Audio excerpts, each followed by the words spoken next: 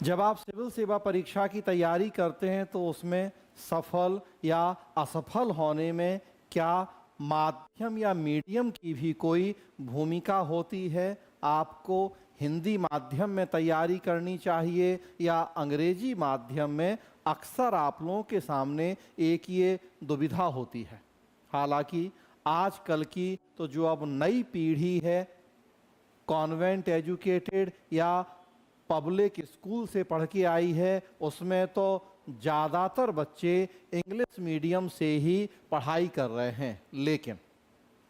लेकिन अभी भी हमारे देश में बड़ी संख्या ऐसे बच्चों की है जो प्राइवेट या कॉन्वेंट स्कूल में पढ़ने में सक्षम नहीं हैं, जो अभी भी गवर्नमेंट स्कूल में ही पढ़ रहे हैं। UP, MP, Bihar, Rajasthan, even Delhi में भी गवर्नमेंट स्कूल में भी पढ़ने वाले बच्चों की संख्या अभी भी एक अच्छी खासी है।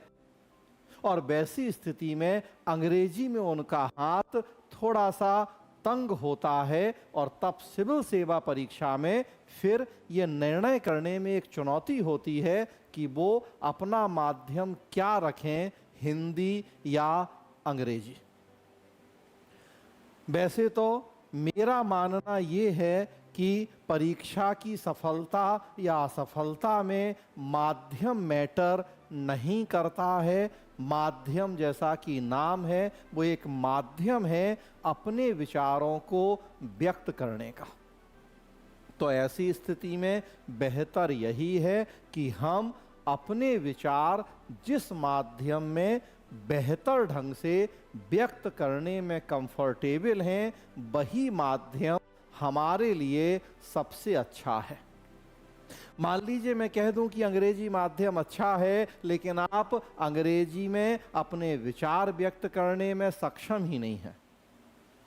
आप बहुत प्रयास करके भी अपनी अंग्रेजी को उतना बेहतर नहीं कर पा रहे कि उसमें आप एग्ज़ाम दे सकें। तो बहुत अच्छा हो अंग्रेजी माध्यम, लेकिन जब आप वो काम कर ही नहीं सकते तो फिर तो एक ही रास्ता बचेगा कि आप सिविल सेवा की तैयारी ही नहीं करें,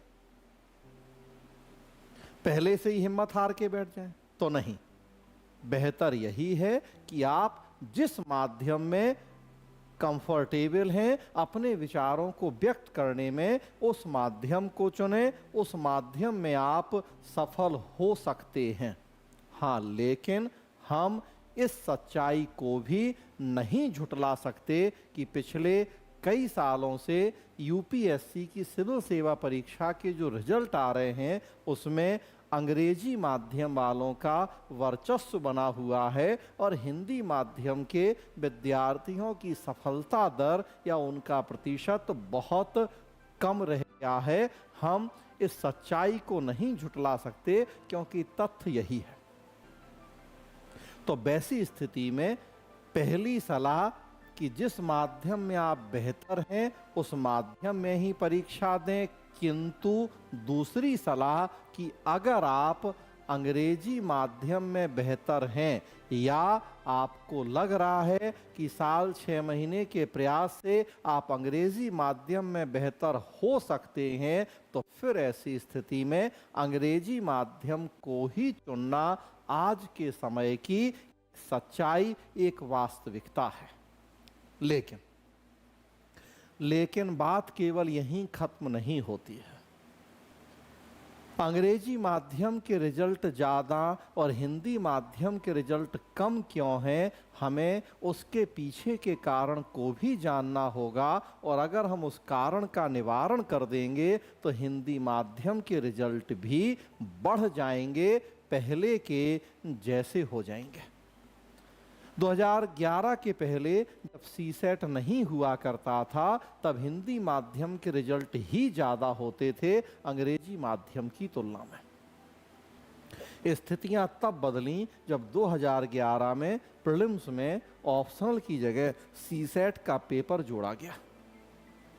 सीसेट में मैथ, रीजनिंग, कॉम्प्रिहेंशन जो कि इंग्लिश में भी होगा, ये सारे सेक्शन जुड़े और उसके बाद से अचानक हिंदी माध्यम वालों का रिजल्ट गिर गया। तो वो रिजल्ट वास्तव में सबसे पहले प्रीलिम्स के एग्जाम में गिरा कि मैथ, रीजनिंग और अंग्रेजी कॉम्प्रिहेंशन की वजह से हिंदी माध्यम के बच्चे प्री ही पास नहीं कर पाए, बल्कि इंग्लिश मीडियम, उसमें भी जो इंजीनियरिंग बैकग्राउंड के बच्चे थे वो आसानी से प्री पास करने लगे, क्योंकि मैथ, रीजनिंग और इंग्लिश में उनका हाथ मजबूत था।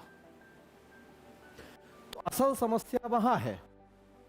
एक बार अगर हिंदी माध्यम का बच्चा प्री पास कर जाता है तो मेंस में बहुत समस्या नहीं होती, या मेंस में भेदभाव नहीं होता। भेदभाव तो कहीं नहीं होता, लेकिन जब आप प्री के सी सेट में 27 क्वेश्चन ही सही नहीं कर पाएंगे, प्री ही पास नहीं कर पाएंगे, तो ये कमी आपकी है। भेदभाव नहीं हो रहा है कि अगर आपको उतनी भी अंग्रेजी नहीं आती, मैथ और रीजनिंग में आप कमजोर हैं, कि 80 में से 27 प्रश्न भी ठीक नहीं कर पा रहे। तो असल दिक्कत यहां है कि हिंदी माध्यम की समस्या नहीं।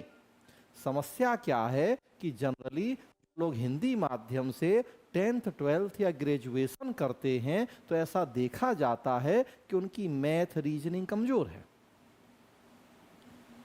हिंदी माध्यम से पढ़ाई की वजह से उन्हें इतनी भी अंग्रेजी नहीं आती कि सीसेट में पूछे गए कुछ कॉम्प्रिहेंशन का सही ढंग से जवाब दे दें। हालांकि अब तो मैथ, रीजनिंग, इंग्लिश कॉम्प्रिहेंशन, इन सब चीज़ों को भी यूपीएससी ने बहुत आसान बनाया। जब कई साल आंदोलन चले तो पहले तो सीसेट के भी नंबर जुड़ते थे आपके प्री क्वालिफाई होने में। 2015 से यूपीएससी ने उसे केवल क्वालिफाइंग कर दिया सीसेट को, कि अब उसके नंबर नहीं जुड़ेंगे। हाँ, लेकिन 80 में से 27 प्रश्न सही करने पड़ेंगे। उसके बाद भी नहीं कर पा रहे। तो दिक्कत माध्यम की नहीं है, दिक्कत हिंदी माध्यम के ऐसे बच्चों की है जो इंग्लिश से एकदम कन्नी काट लेते हैं, या मैथ और रीजनिंग में जिनका हाथ बहुत तंग होता है। आप हिंदी माध्यम रखिए, लेकिन आपकी मैथ, रीजनिंग अच्छी हो, उतनी अंग्रेजी आती हो कि 27 प्रश्न सही हो जाएं, प्री पास हो जाएंगे, तो फिर मेंस में बहुत दिक्कत नहीं है। उतनी अंग्रेजी फिर भी आनी पड़ेगी कि मेंस में 300 नंबर का जो एक इंग्लिश क्वालिफाइंग पेपर होगा उसमें 25% मतलब 75 नंबर लिए। तो देखिए, माध्यम हिंदी बुरा नहीं है, हिंदी माध्यम में ऐसे लोग बुरे हैं जो फिर इतनी भी अंग्रेजी नहीं जानते कि सीसेट क्वालिफाई या मेंस का इंग्लिश क्वालिफाई पेपर क्वालिफाई कर जाएं, तो फिर ऐसे लोगों के साथ दिक्कत है। माध्यम आप हिंदी रखिए, लेकिन मैथ, रीजनिंग, इंग्लिश को अच्छे से उतना कर लीजिए कि क्वालिफाइंग पेपर्स पास कर जाएं, तो कोई दिक्कत नहीं। और अंग्रेजी माध्यम में अगर सक्षम हैं, अच्छे से आप अपने विचारों को व्यक्त कर सकते हैं, कुछ 10, 20, 50 लाइनें, 10-5 पेज रट के अंग्रेजी में रट के आप सोचें कि परीक्षा पास कर जाएंगे, तो संभव नहीं है। उतनी फ्लुएंसी होनी चाहिए अंग्रेजी में कि आप अपने विचारों को उसमें व्यक्त कर पाएँ। स्पेशली जो हिंदी बेल्ट के बच्चे हैं, यूपी, एमपी, बिहार, राजस्थान, झारखंड, छत्तीसगढ़ वाले, ये इंग्लिश मीडियम भी रखते हैं, तो दिक्कत क्या होती है कि सोचते समझते तो हिंदी में हैं, बस लिखते अंग्रेजी में। ऐसी स्थिति में कई बार अंग्रेजी माध्यम रखने पर दिक्कत हो सकती है, और चौबे जी छब्बे बनने गए थे, दुबे बन के लौटे वाली स्थिति भी बन सकती है। तो अंग्रेजी में जब उतना होल्ड हो, उतना कमांड हो कि समझें भी अंग्रेजी में, सोचें भी अंग्रेजी में, लिखें भी अंग्रेजी में, तो फिर अंग्रेजी माध्यम रखना ही बेहतर है। लेकिन आधे अधकचरे ज्ञान के आधार पे अंग्रेजी रख लेंगे तो फिर वो चौबे जी दुबे बन के लौटे वाली स्थिति भी हो जाएगी। तो ये सारी बातें ध्यान में रखते हुए आपको निर्णय लेना है कि आप किस माध्यम में कंफर्टेबल हैं परीक्षा लिखने में, उस माध्यम को चुनें। हाँ, लेकिन इस सच्चाई को भी ध्यान रखें कि आज के समय में एक बेसिक इंग्लिश आना जरूरी है। इतनी इंग्लिश कि सीसेट और क्वालिफाइंग पेपर पास कर जाएं, उतनी मैथ, रीजनिंग भी आना जरूरी है।